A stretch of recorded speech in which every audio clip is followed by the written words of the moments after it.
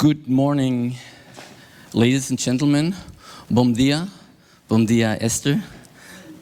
It's a pleasure to have you here and all the other guests. My name is Dietmar Götz and I'm the founder of NewsShowTV. And we came together today for a book presentation and a press conference. I'm having the honor to guide you to this hour, and we make it very, very simple. Please, if you have questions, if you want to know something, wait until the presentation is over. I think most of the questions will be answered. If not, we will answer, and the author who appears later will answer all the rest of the questions. We're going to start with a little presentation and lots of key facts out of the book. You will see the book later, and we have the panel here where the publisher will come and partners from us, they make the book happen. So please enjoy it. It's a lot of information, and I would say we just start. And you don't have to actually write or make notes if you don't. Please concentrate on the information they're coming. Everybody of you will have a stick afterwards or can download the full file. We have books also here you can take with you, so you don't have to write everything down and absorb all the information now. Thank you very much. I think we shut the light off and start the presentation. Thank you very much. Welcome to this special event to launch the foreign detective's book based on his 7 years investigation, The Sudden Impulse. This may be shocking to some of you, but there was never an abduction, and the Policia Judiciaria was correct about everything except the timeline. Maddie died the night before and was hidden at the cemetery until her place to be permanently hidden was arranged and ready. Today, May 2, is exactly 17 years since Maddie died. Today is the real anniversary.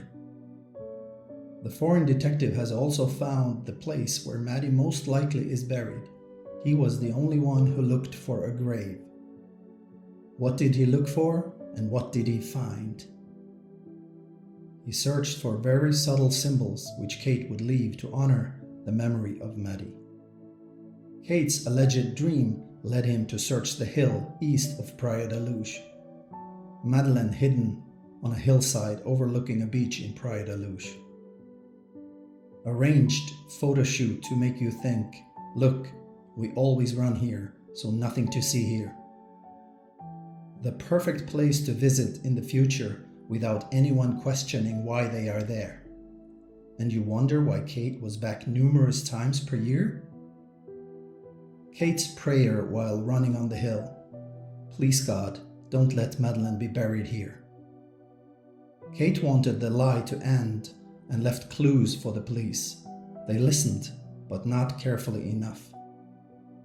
Which subtle symbols would Kate possibly leave by the grave or close to it? The letter M? A heart? Pink flowers? What if the foreign detective told you that he found all of the above? Would you believe him? What if he told you that he put up field cameras there and got more than he asked for in his web? Would you believe him?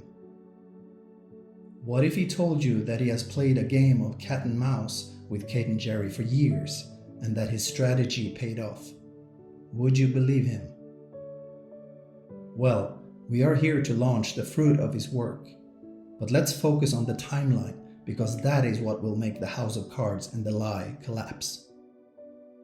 Keep in mind, these are just a few droplets of the waterfall presented in the book. Indications that Maddie was alive on May 3, going backwards. 1. Jerry's check at 9:10 p.m. 2. Dave checking on Kate and the 3 angels. 3. The nanny bringing Maddie to high tea. 4. The alleged last photo by the pool. 5. Maddie picked up from the creche at lunch. 6. The lobster group's mini sailing on the beach. 7. Jerry delivering Maddie on the morning. 1. Jerry's proud father moment, where he in the very dark room saw how beautiful Maddie looked, with the abductor standing behind the bedroom door. A darkness in which Kate later couldn't even see if Maddie was in the bed, yet then the window and shutters were open, with more light coming into the room. Conclusion: doesn't prove anything except deception detected. 2. Dave and Kate couldn't agree on anything about this alleged visit. Dave didn't even remember why Jerry told him to go and check, and that Kate was dripping wet out of the shower. Conclusion: he was of course sent, if it happened at all, to have a third person see Maddie alive on May 3. His description of them tells us this is fiction. 3. The nanny, Kate, and Jerry all contradicted each other about the high tea on May 3 afternoon. Conclusion: it cannot be proven that Maddie was there. 4. The alleged last photo was held by Team McCann for weeks and was not presented when the rest of the photos were delivered to the police. The digital photo data had been tampered with, so there is no evidence that this photo was taken on May 3. The skin tones of Jerry and Maddie tell us this could not have been taken on May 3. Conclusion: the photo was most likely taken on Sunday, April 29, but certainly not on May 3. 5. Kate and Fiona both claimed that they picked up Maddie for lunch. Jerry stated that Kate was in the apartment preparing lunch when he went to pick up Maddie. Kate signed the creche records, but the nanny didn't remember anything about lunchtime. Conclusion: major discrepancy, which indicates that Maddie might not have been there at the time. 6. The nanny claimed that she, Maddie, and 4 or 5 other from her lobster group walked down to the beach that morning. 6 children were signed in, so why did the nanny show uncertainty as to there being 5 or 6 lobster children there? Conclusion: the nanny was either confused or knew that one child was missing, and it wasn't any of the other 5 lobsters signed in that morning. So this is telling us that Maddie was not there for the mini sailing. 7. The nanny stated at first that the children were dropped off in the babies club. A year later, she stated that Jerry had accompanied Maddie on the morning of May 3. Conclusion: the nanny does not tell us that she saw Maddie being delivered to the creche that morning, but she stated clearly that she, Maddie, and 4 or 5 lobsters walked to the beach that morning. Let's take a closer look. Besides the nanny's words, there is nothing that proves that Maddie was there on that morning. But let us look at a very questionable timeline of events which shed more light on this deception. A crying incident on the beach was added 1 year later. Could this have anything to do with that? The nanny visiting the McCanns. May 6. The nanny stated that Maddie never cried or were discontent in any way, nor did Maddie make a comment of any such thing. May 10. The nanny stated that 5 or 6 lobsters walked to the beach and never met anyone. 6 were signed in, so why the doubt in her language? October 16. The PJ considered charging Jane, Matt, Dave, and Russell, so the McCann's legal team in Lisbon, on behalf of the McCanns, demanded a list of 25 people to be re-interviewed to prove their innocence. The 25 were organized into groups and even specified concrete questions to be asked. The nanny was one of them. November 17. The Tapas 9 had their secret meeting in Rothley. November 25. The nanny visits the McCanns in their home in England. 5 months later, the nanny is interviewed by the Leicestershire police. In April 2008, the nanny changed her original statement regarding Maddie. She changed the story about the morning when Jerry signed the creche records. She introduced a crime incident on the beach after having been asked specifically from the McCann specially designed questions to her about crying, even though she had been very clear on May 6, 3 days after the disappearance, that Maddie had never cried or shown or expressed discontent with anything. This was, of course, to make you believe that Maddie was on the beach that morning. The foreign detective can prove that her claim of what happened on the beach could not have happened logistically, chronologically, and technically. She cannot remember anything about the signing out for lunch or back in again. The nanny was a Facebook friend of John Corner's daughter. He is the godfather of the twins. It's not a coincidence that the nanny ended up across the Atlantic. The nanny holds the key because Maddie wasn't there on the morning of May 3. Now let's look at indications that show us that Maddie died the night before, on May 2, 2007. But first, let us see what one of the top statement analysts in the world says in his analysis of one of the interviews the McCanns did for an Australian network. Mr. Peter Hyatt trains law enforcement personnel and the FBI in the science of statement analysis. In this statement, we're going to see what we call a statement analysis confession. They actually admit to us what happened. Did you kill your daughter? No, that's an emphatic no. I mean, the ludicrous thing is what's been purported from Portugal is that Madeleine died in the apartment by an accident and we hid her body. Well, when did she have the accident and died? Because the only time she was left unattended was when we were at dinner. So if she died then, how could we have disposed or hidden her body, when there was an immediate threat? It's just nonsense. So, and if she died when we were in the apartment or fell and did something, why would we cover that up? And this is what we call the embedded confession. This is where a guilty party will put together in their own language what happened. And we need to listen and believe them. We also have the principle of them asking questions. This is very important. They're asking questions to find out how their answers will be responded to. Will it be ridicule? Will it be acceptance? Will it sound sane? Will it help get them off the hook? Listen very carefully to what they say. It's a yes or no question. Did you kill your daughter?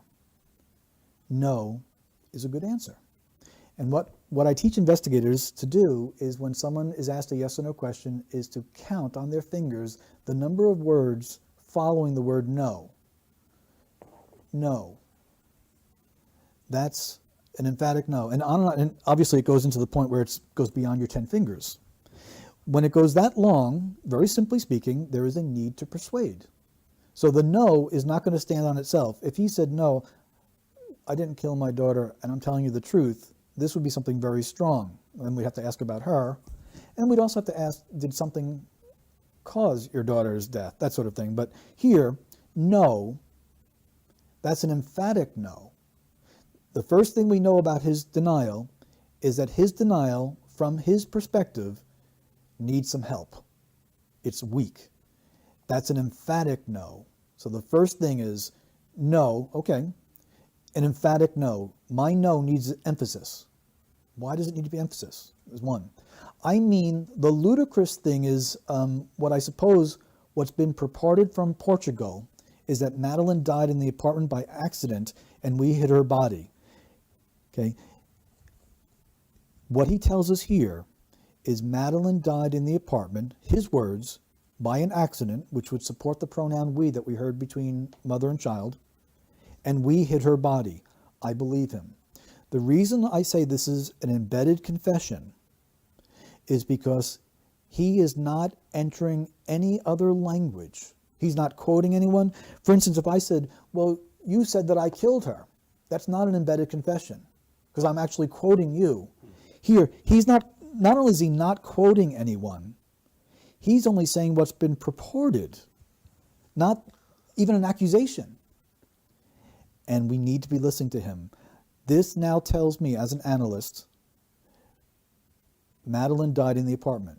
So I know from their language thus far that Madeleine is not alive, They are in need of an alibi.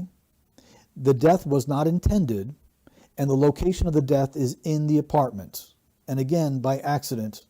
And then I know something else now. I know that we hid the body. Jerry and his wife, the two McCanns together, they worked together to hide her body. Then he goes into questions, and this is where guilty parties are looking to see what a response is. They're disguised as rhetorical questions, but they want to see what people respond to them as. This takes place even in the interview process. Well, when did she have the accident and died? Okay, what they want to know is, do people know the exact time of death? Because the only time she was left unattended is not the only time we left her. He's now removing himself from that. Left unattended is passive. Was when we, which shows unity between him and his wife, were at dinner. So if she died then, which this is, we call this an allowance. The father of a missing child is allowing for a scenario that denial will not allow. There's no natural denial. He's saying if she died, then, not even if she was dead, which is itself a red flag, but now about a specific time. How could we have disposed, hidden her body? The word disposed and then hidden, the change there, actually shows respect for Madeleine. It's a softer terminology. Not dump the body, and he even changes dispose, self-correction, from dispose to hidden. He now tells us that they didn't dispose the body, they actually hid it. This is why, and this confirms the priority. We want there to be light. We want there to be searching. By the way, we also want them to find Madeleine. But it's last on my list of priorities. So I now know that Madeleine is dead. Madeleine died in the apartment. And listen to his questions. When did we do this? How did we do this? You know, when there's an immediate, it's just nonsense, self-censoring again. And if she died when we were in the apartment or fell and died, why would we cover that up? Okay, that's the most important question he asks. So he now introduces something else that may have happened. Madeleine fell. I am concerned and remain concerned that Madeleine may have been drugged in any way, shape, or form, whether it be nighttime cough syrup or something more, so that these people could go and have their dinner and their party and get their break and all that, that Madeleine awoke and fell and got injured, and the injury was beyond. And that gets even more ludicrous, that we've obviously hidden her somewhere incredibly well, where nobody's found her. I believe what she's telling me. I believe that, first of all, the word obvious means to accept without question, and I am following it. That we've obviously, it's obvious to, and this is a concern of hers, that people recognize they've hidden her somewhere incredibly well where nobody's found her. Now, consider this. This is supposed to be from a mother of a missing child who is spending a lot of time defending herself, trying to ridicule the accusations, instead of pleading for her safe return and talking about what she's going through. Again, there is no concern for what Madeleine is going through by biological parents, close relatives, the closest relatives. And we had her so well that we then decided we'd move her in the car, which we hired weeks later. And, you know, it's just ridiculous. So now we have a change of language from ludicrous to ridiculous. We have a car entering her language, and the timing is not lost on us either. She now says weeks later. So if someone was concerned that the death took place at a different time, she's now saying, you've got a good idea to be concerned about that. She's playing with the time. So to narrow down the time frame to what they want us to think it is would not be a wise investigatory move. We'd have to be open to other time here.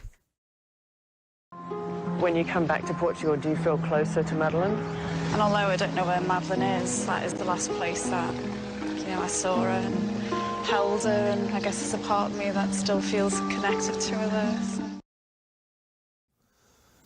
This was an interesting question, and I thought for an interview that I did not think very highly of, this was a fascinating question that grabbed my attention. And I think the interviewer might be probing for what we actually get here. Is her answer is important. Although I don't know where Madeleine is, no one accused you of that. So before she even gets to her emotion, she has a need to deny that she knows where Madeleine is. You know what that tells me? She knows where Madeleine is. Right. That she's actually affirming that we hid her incredibly well. These two smart people who were in panic mode for themselves hid her incredibly well. What I concluded from just this interview itself is that Madeleine is dead. The death was not intentional, that they have disposed of her remains in a hidden manner of which they feel confident will not be found. The cause of death was likely not intended and may have included both causing her to be very sleepy and a fall. They have feared being accused, their concerns about themselves, and that the time frame that they've given must be questioned. Those are things that I conclude strongly. Now, underneath that is the possibility of sexual abuse being part of this equation is strong. And it would have to be explored, yes. Right. Okay. It would have to be explored. Jerry, well, when did she have the accident and died? If she died then, how could we have disposed or hidden her body? When there was an immediate search, it's just nonsense. If she died when we were in the apartment or fell and did some, why would we cover that up? Jerry introduces falling, but most importantly is that he addresses the whole issue with the case, the when. He also leaves out the word resuscitation. He is leaking the truth here. If it happened earlier, then new possibilities arise. Jerry is ridiculing two things: that hiding the body would be impossible on May 3, not completely true, but the whole thing couldn't have been arranged in such short time. The second ridicule is an absurdity, as there are numerous reasons to hide a dead body. For example, if something could be discovered by examining the dead body. Indications that Maddie died the night before. Jerry claimed that on this special day of Wednesday, May 2, they unlocked the patio doors, while Kate stated they were always unlocked that week. His argument was that they did that in case friends, for the first time that week, would check inside apartment 5A. Jerry claimed that Dave might have done it, but Dave stated he did not.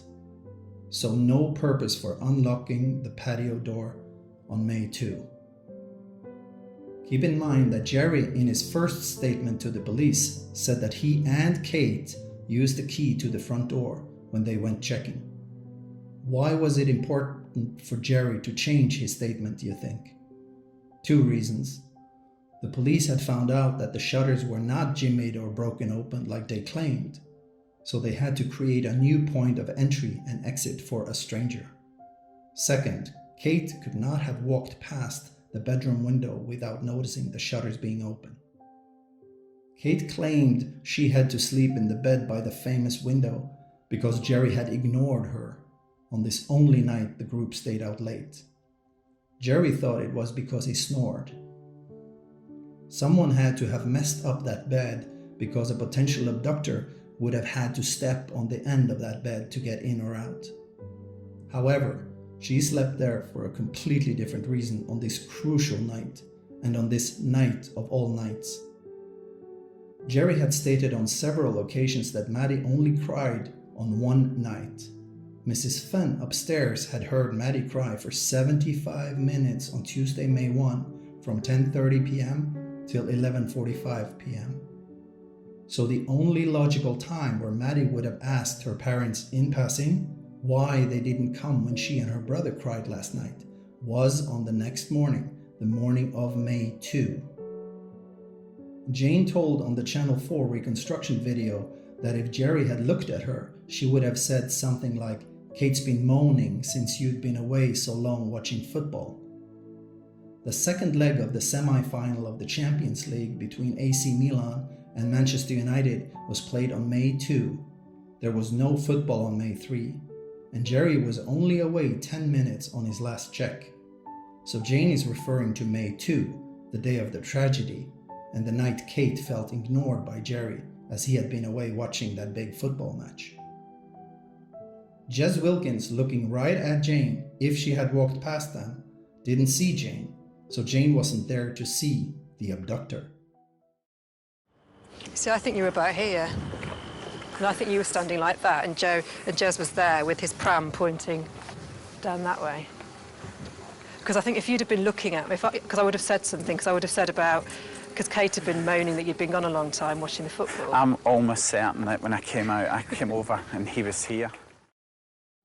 Jane showed the police where she had seen a man possibly carrying a child on the night of May 4, after her first statement. She said this was the night after. The damage was done. She had told us that May 4 was the second night after the tragedy, placing Maddie's accidental fall to May 2. Jane went from telling the police that she saw a man possibly carrying a child to having told Russell that she had never been more certain of anything in her life, yet didn't tell the group until 1 a.m. in the morning. 3 lies there. Russell had listened outside the McCann children's bedroom shutters on May 2 at 11 p.m. But when reading through his statement, he wanted to remove a word from his comment, from it being too well to well, since too well sounded ominous. Russell knows that he was listening outside the bedroom while Maddie likely had fallen or was about to fall behind the sofa. Silence should be good, but for some reason too well tells us he must have learned that something must have happened during that time or was about to happen that night of May 2 when he listened outside the bedroom window. Russell contradicted Matt about when the 2 handwritten timelines were written. Matt stated they were not written on the night. Having his police statement on May 4 and stating that they were written over a night or 2 places the tragedy to May 2. The written timelines were of course scripts to rehearse for the staged abduction the next evening of May 3. Russell said they were written around half-hour apart. Why would he lie about that? Matt's check at 9:30 p.m. was missing from the second timeline. He did not want to take an active part like Jane did, with her alleged sighting. They managed to coerce him after all, but there is no doubt that Matt was not inside apartment 5A. We have witnesses placing the alarm to around half-hour before 10 p.m., so that kills Matt's check anyways. The Tapa staff was clear that only the tall blonde man, Russell, left the table. If Matt never checked inside 5A, then everything was a lie. It's really that simple. We should listen to Kate's words, page 59 in her book Madeleine. Wednesday, May 2, 2007. Our last completely happy day, our last to date as a family of 5. If only it was possible to rewind, even for an hour. Kate is telling us Maddie never saw May 3. Guess why Kate wanted to rewind to May 2 and not May 3? And why just for 1 hour? Because Kate told the police that they hadn't checked for 45 minutes on the crucial night, the night of all nights. So 1 hour would likely have prevented the accident from happening. To solve mysteries and crimes, we have to listen carefully because truth has a tendency to leak through the tightest cracks. One word, a word left out, or something spoken can expose the lie. Let's look at something Kate said a year after in regards to them doing their own listening checks. I think that it'd even be 1 second where someone had said, "You think it's gonna be okay?" It wouldn't have happened. How would someone saying something prevent an abduction? Kate claiming that they had the patio doors open all week doesn't seem to affect her risk assessment. That tells us she has something else on her mind. Kate's 1 second leads us to a more plausible scenario. Let's listen. I think if there'd even been 1 second where someone had said, "Do you think it's going to be okay?" it wouldn't have happened. You know. Did you notice Kate's wink? Kate is referring to a scenario where someone who knew Maddie would calm her down. Then it wouldn't have happened. The 1 second is relevant to the time when Maddie climbed up the sofa, and where "it's gonna be okay" would have prevented the accident. Let's listen to the McCann's narrative about having been watched for days. Then you will see Jerry's plea to the abductor. Take note of the contrast between these two stories. They've been watching us over a matter of days, I'm sure. You know, they know, you know, they must have known, you know, that Jerry had just been into the apartment, and then, you're right, there was only a small window of opportunity, but, you know. Kate told us someone had been watching them for days. The McCanns falsely used the crying incident on the morning of May 2 and Maddie's comment as if she was alive on the morning of May 3, but also to indicate someone had tried the night before. Yet Jerry wrote this appeal to the abductor. An act of madness, an accident, or a sudden impulse may lead to consequences that people may never have imagined or intended. The contrast between this and what their official story was makes this something else than an appeal to an abductor. This is instead Jerry's own appeal to us, his excuse, if you like. In statement analysis, this is what is called an embedded confession. Is Jerry a mind reader? This is what the foreign detective calls fail by contrast. On one hand, they claim someone had been watching them and planned the abduction, but on the other hand, Jerry suggests it was an impulsive act. But why would he mention an accident? That is what moves our focus to what he's actually telling us, that he had a sudden impulse, which started the whole cover-up of the accident. That is why the book is called The Sudden Impulse. Jerry had been away from the table and ignoring Kate by watching the Champions League match on May 2. Jerry ran off to bed, with Kate following him by a few minutes, and discovered Maddie behind the sofa, injured, dying. This is why Jerry in the Piers Morgan interview has his glitch and says, "She can't be there, she can't be there."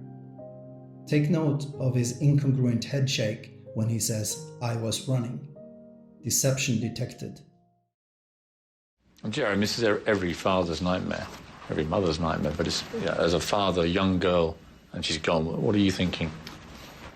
Well, the first thing that went through to my head, in a sense, it was just disbelief. I was saying, she can't be there, and then I was running to the apartment.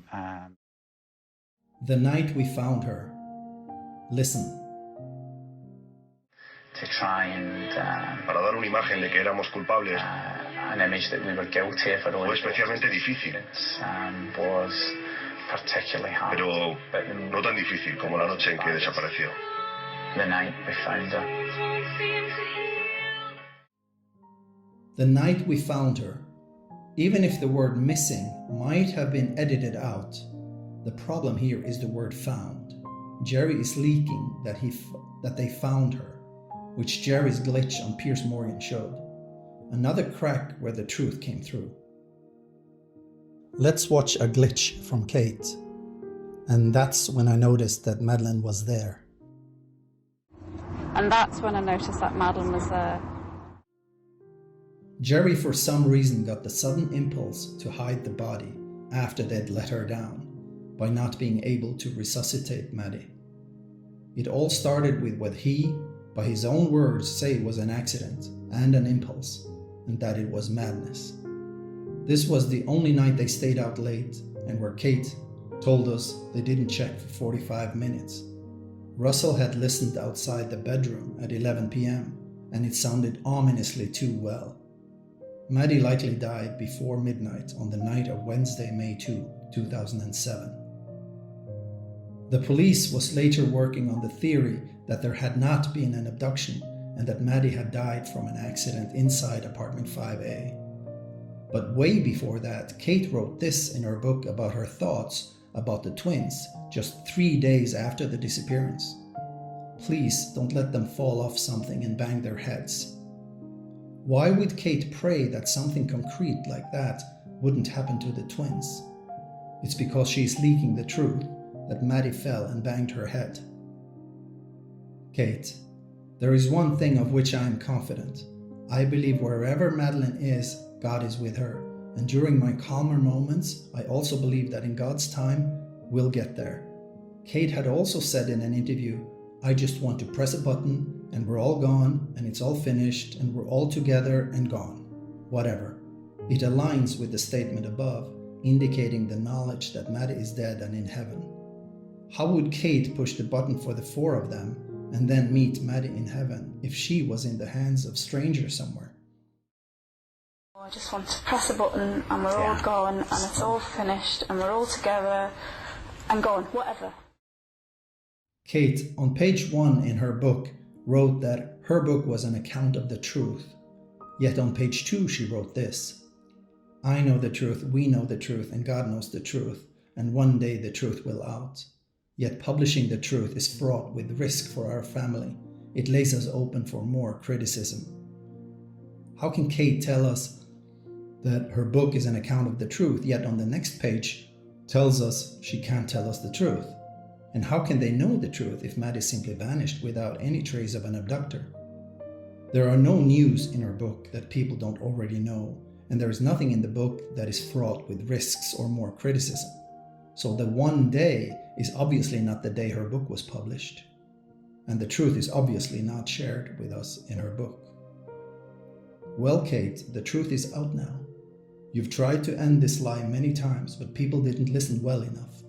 Let's hope that the truth will set Kate free. Sometimes the body can't stop the truth from slipping through. Let's watch Kate's very subtle headshake when she's confronted with always having maintained that Maddie could be alive. What's your best hope of where Madeleine is now? Because you've always maintained she could be alive. Because you've always maintained she could be alive. Let's look at something interesting. Martin Grime, the trainer and handler of Eddie, the Springer Spaniel, who marked for cadaver scent on 13 items of the McCanns.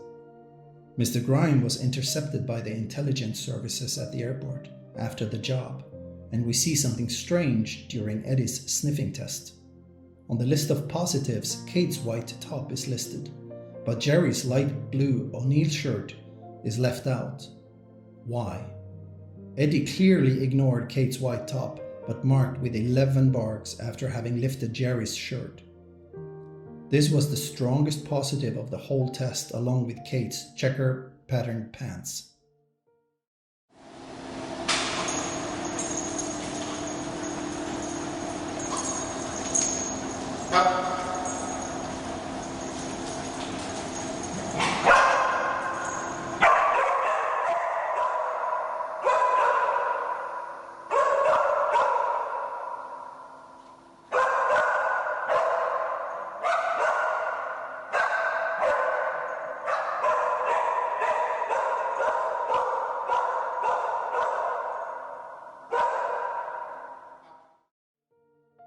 When actions expose the truth. The Look campaign would have been Maddie's certain death sentence if she had been taken by strangers. This tells us all we need to know about the McCann's guilty knowledge. The police strongly advised not to use Maddie's highly identifiable eye fleck in any campaign, but Jerry was more interested in marketing of his new enterprise. When questioned about this, Jerry called it a good marketing ploy. The more intelligent people are and the more absurd their statements and actions are, the more evident deception becomes. When you know the truth, then absurdities all of a sudden make sense. Now let's take a look where the foreign detective discovered what he was looking for. The letter M, heart symbols, the color pink, manipulated nature by hands, and where he caught the McCanns and some interesting people on field cam videos after having played cat and mouse through anonymous emails.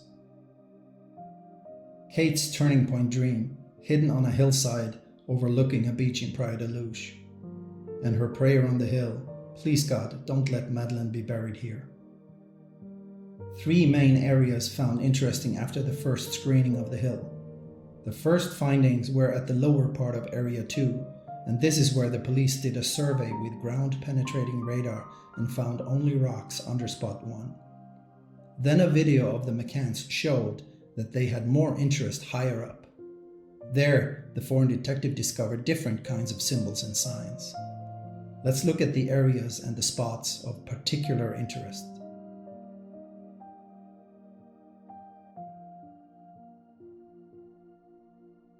Remember the former South African police officer and retired Lieutenant Colonel, Mr. Danny Krugel, with his then patent-pending apparatus. As soon as the McCanns received his report, they started ridiculing him and keeping him an arm's length away. Why? Was it because he concluded that the signal wasn't moving and that Maddie was dead? Or was it that his signal was very close to where she was hidden? A decomposing body where DNA leaks into the ground may give an area instead of a spot, like Mr. Krugel's triangle. Did the McCann start mocking him because he was getting too close?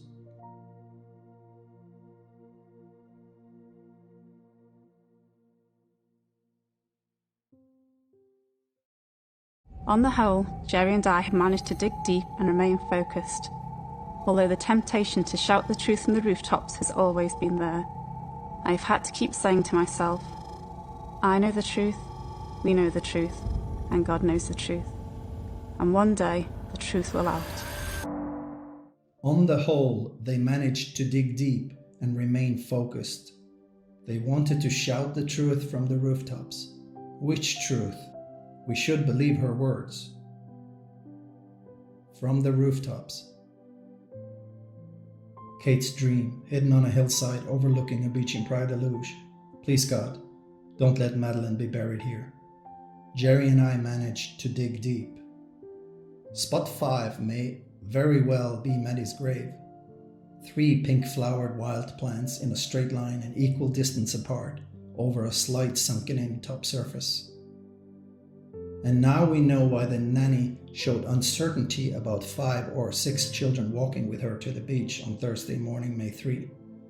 What she leaked was that one child was missing, and that was Maddie. Maddie was already lying exactly how Kate expressed her repeating nightmare of a vivid and horrible slideshow of Maddie lying mottled on a large grey stone slab, which was at the cemetery.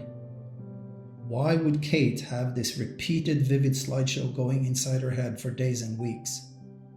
Because it was the truth. Maddie was decomposing at the cemetery before they moved her in the rental car they had rented about a week before the moving of the body. Why would Matt say that the name of the cemetery road was a horrible, then leave the next word out?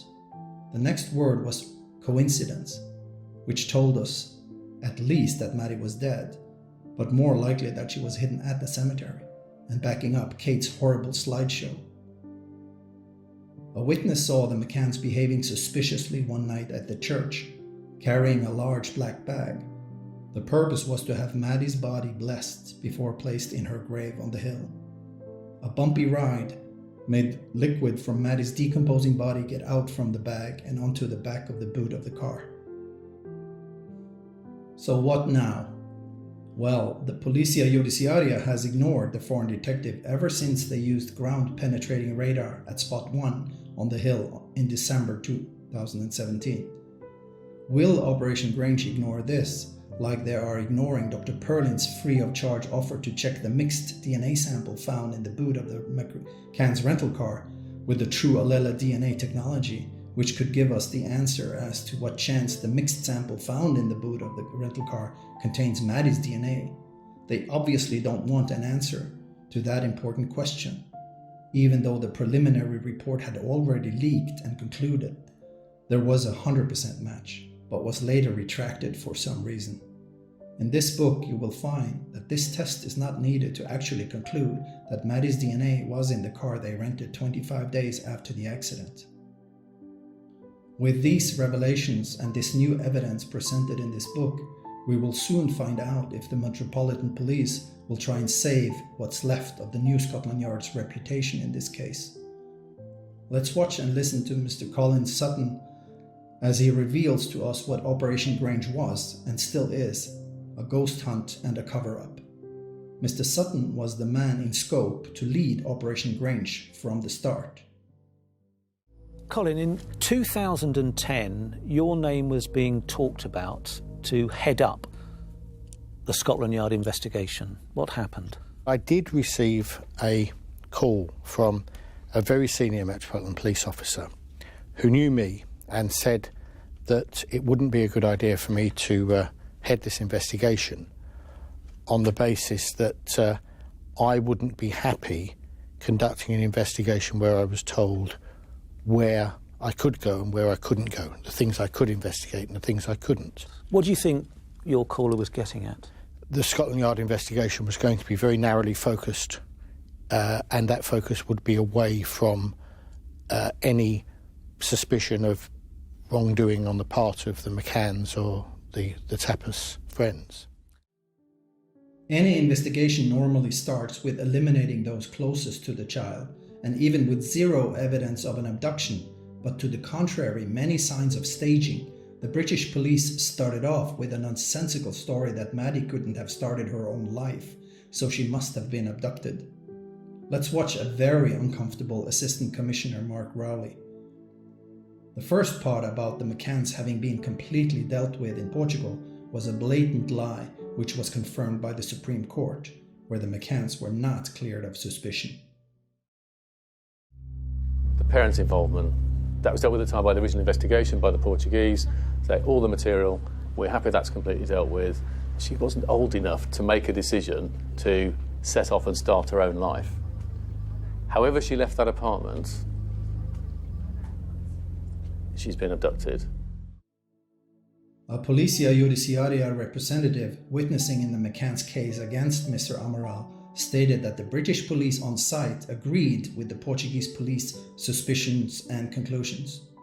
It is blatantly obvious that Operation Grange was started to make sure the group of doctors would get out of this problem they had created for themselves. The embarrassment of the circumstances of the accident is actually enough to set that in motion. But since we learned about the Gaspar statements, we are stepping into a different territory and a stronger case for hiding the truth and the body. While one or both of them may be innocent, there is no clear evidence that eliminates them from involvement in Madeleine's disappearance. Assistant Chief Constable Leicestershire Police on Kate and Jerry McCann. Was Mark Rowley aware of this statement when he lied to the public on TV? Scotland Yard. There is always the potential that she didn't leave the apartment alive. DCI Andy Redwood eliminated Jane's sighting of an abductor in a peculiar way. Jane wasn't there to see anything, but instead he replaced her Tannerman with Dr. Totman to save her credibility and to shift focus to the Smithman sighting. An absurd action with no logical purpose. Yet Team McCann still to this day pushed the phantom Tannerman abductor. Redwood stepped down as he knew this was a dead end. The foreign detective believes that Redwood believed in the forensic dog searches and knew that no one abducts a dead child. A torn man at best. We should all wish that we had friends like the McCanns had at the Ocean Club, so don't judge them too hard, as you would likely have done the same thing, lie to save a family from trouble and to get out of the same boat you are in. Like Kate wrote and said, one day the truth will out, and here it is. Maddie died the night before. And keep in mind, these were just droplets from the waterfall in the book. The police have to open an investigation of Maddie's accidental death in apartment 5A on May 2, 2007. Let's see which of the dominoes will fall first. Who will contact the police to give a truthful statement about the tragic event the night before? We have a race with these top 3 contestants. Matt, who didn't really want to take an active part by lying about his 9:30 p.m. check inside the McCann's apartment. Kate, who obviously wanted this lie to end just 2 months after the tragic accident. Maddie's nanny, who was played, coerced, and led to lie about Maddie having been with her on the morning of Thursday, May 3. We also have surprise contestants. Let's call them the Golden Nuggets, who were caught on the field cameras in the game of cat and mouse. Will the police follow up? Will the police do a real forensic search or be embarrassed by the public going there to find the remains? Will the British intelligence services try and remove it? They will be caught red-handed if they do. But there is no purpose of removing the remains, as the new timeline kills the lie of the abduction anyways. Most likely Kate will make sure Maddie's remains are brought back home for a proper burial and a grave. Let the race of the falling dominoes begin.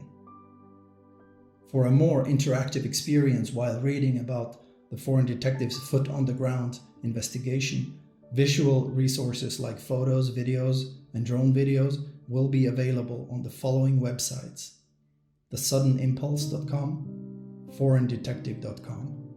Publishers in other countries are welcome to contact info@foreigndetective.com. The book will be available for direct sales and pre-order on the website. Modochromia will handle all book sales in Portugal and in Portuguese.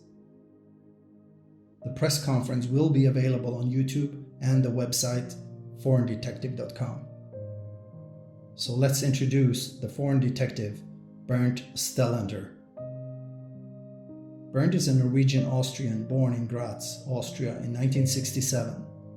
He has a background from military police in the Norwegian Army and the UN forces in Lebanon. He is an inventor and a designer. He is the founder of Profound Golf, a putter brand, and Troll Eye, a visual positioning technology. He is educated in visual sciences, engineering, and economy.